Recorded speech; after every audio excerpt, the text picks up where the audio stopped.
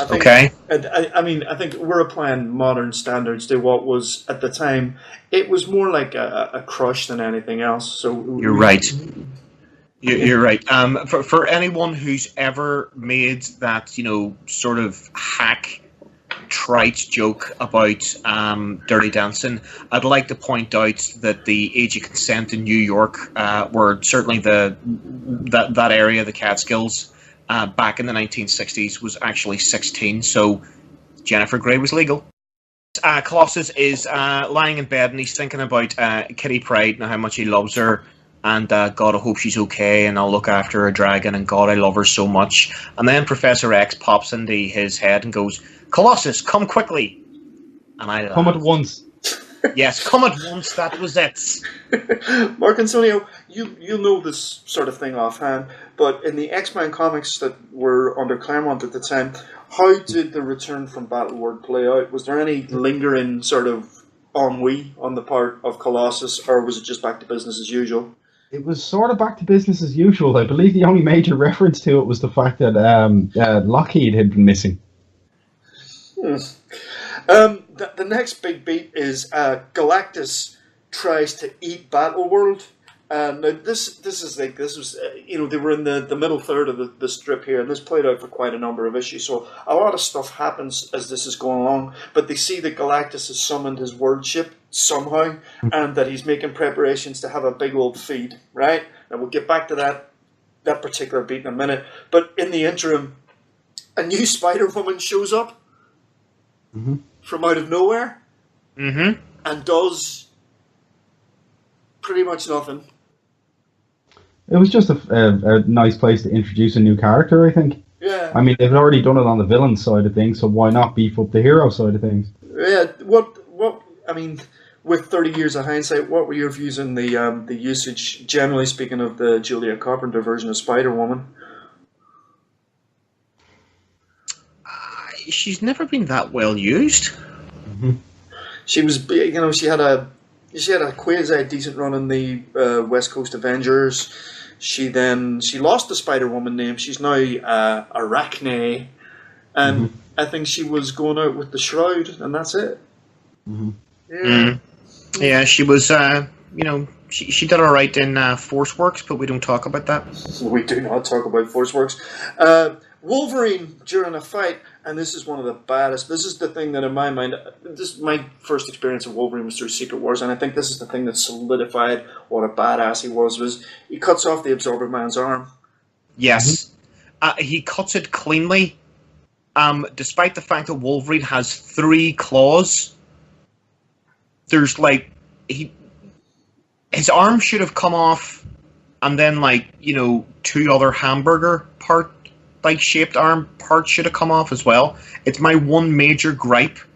It's actually one of my major gripes about Wolverine. The other one is, are they razor sharp, or are they metal covering bone, or which one is it? Yeah, sorry, that part looked all right. It was badass. Mark and Sonny, I know you're a fan of sort of visceral imagery. How did you like when the Absorbing Man spent a full page agonizing over whether to turn back to normal or not and try and attach his arm? That's kind of fun. I enjoy that kind of stuff in comics. Yeah, I liked it. There's parts about this series that really do boggle the mind, and then there's real moments of genius in there, and that was probably one of the better ones. I like the idea that the Absorbing Man, Crusher Creel is a street thug. He doesn't really understand how his powers work, and I thought that was a nice little touch. Yeah, I mean, the only other time I can actually think of another time when it was done really well was Iceman was going around with half his chest missing. Yeah, and it took what was it? Emma Frost. It took Emma Frost. It was Emma taking Frost over his body. Yeah. Yes. Yeah. I mean, that was a really It was actually quite well done. Yeah. Next up, Spider-Man. Could I just say it looks really, really on the issue where he cuts his arm out, but there are 3 panels in that book that are drawn very strangely. I like Bob Layton, great work.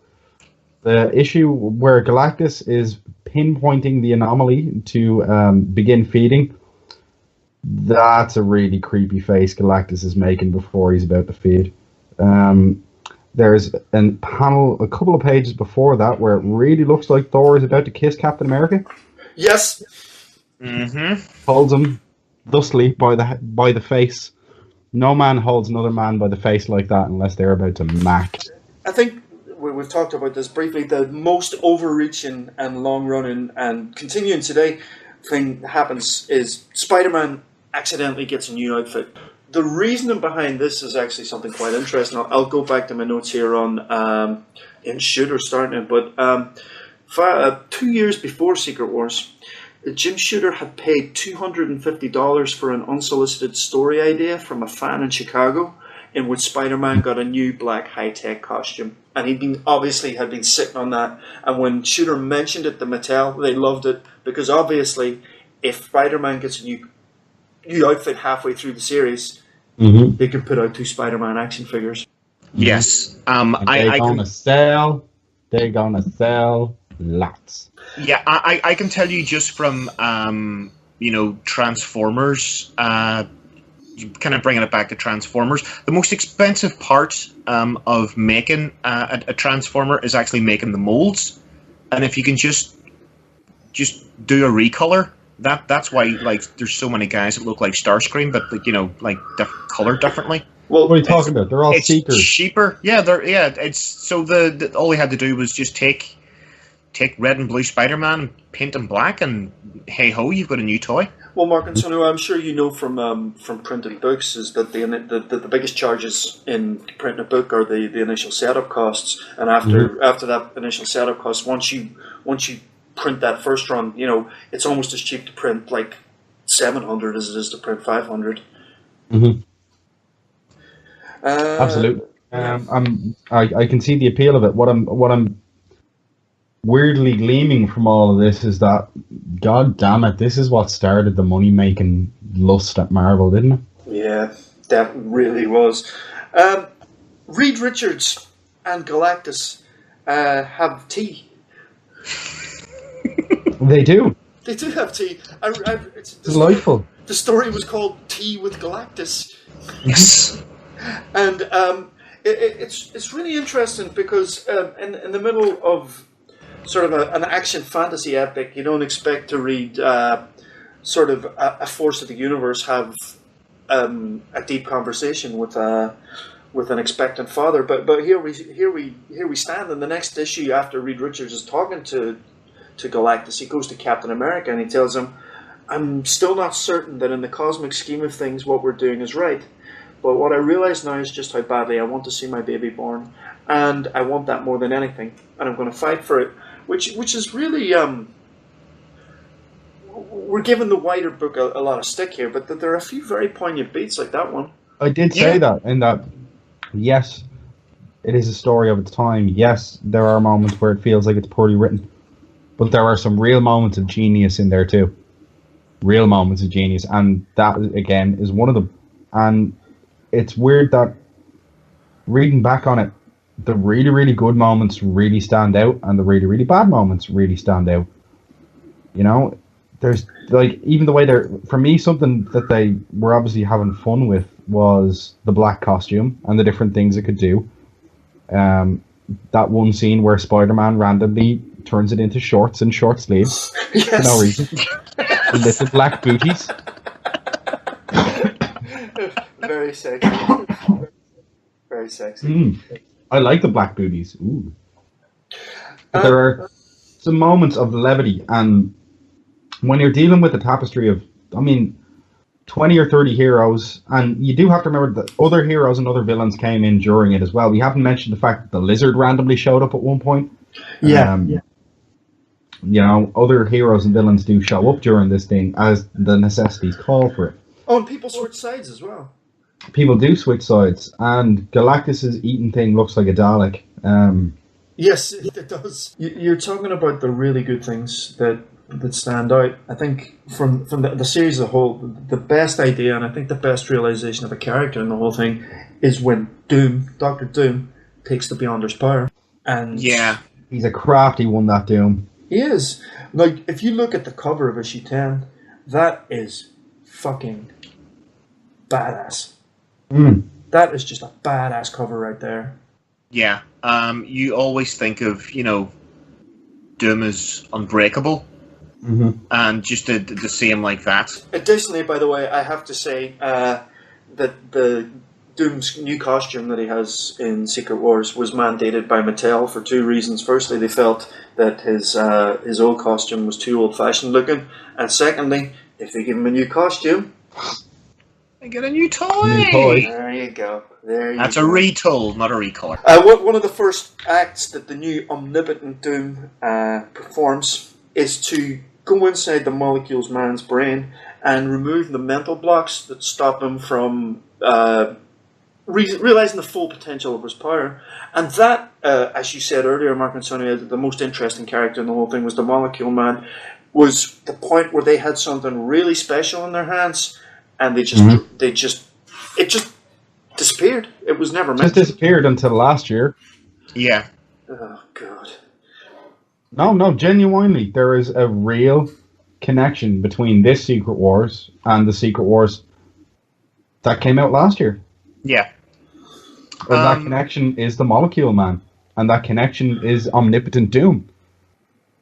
Now that maybe I should have read this Secret Wars again before I read that Secret Wars, but upon reflection, the two are more linked than I had originally remembered. Yeah. Molecule Man and Doom being the two key factors there. I think you're right there. Actually, there were some parts of the most recent Secret Wars that were kind of alright. The story was ridiculous, but in terms of just the pure, writing of, Secret Wars 2, I mean, it's actually quite good. And the characterization, not just the stuff that happens, but the sort of characterization and the dialogue and the way the Doom is written and the Molecule Man and Strange and the Fantastic Four family minus Reed Richards, that's actually really well executed in it. Ultimately, naturally, the heroes defeat Doom and the Beyonder is revealed. They defeat Doom using what I call... Can we just call him what he is in the back end of the book? Handsome Doom.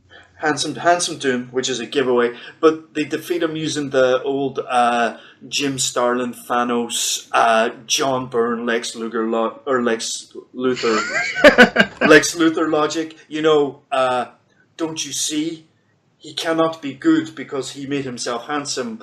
Or Mark and Sonia, have you read the issue of this very early issue of Superman? Post-crisis. I think it might be actually one of the Man of Steel issues where Lex Luthor builds a supercomputer to figure out who Superman is, and the computer goes... Absolutely, and at the end of the issue, he just simply refuses. He believes that the computer is malfunctioning because it cannot possibly be Clark Kent. Yeah, it's that kind of logic that I'm not going to spoil it totally for anybody who hasn't read it yet, but it's that type of logic that... Oh, come on. Spoilers for a comic from 1984, dude. Oh, all right. Spoil it.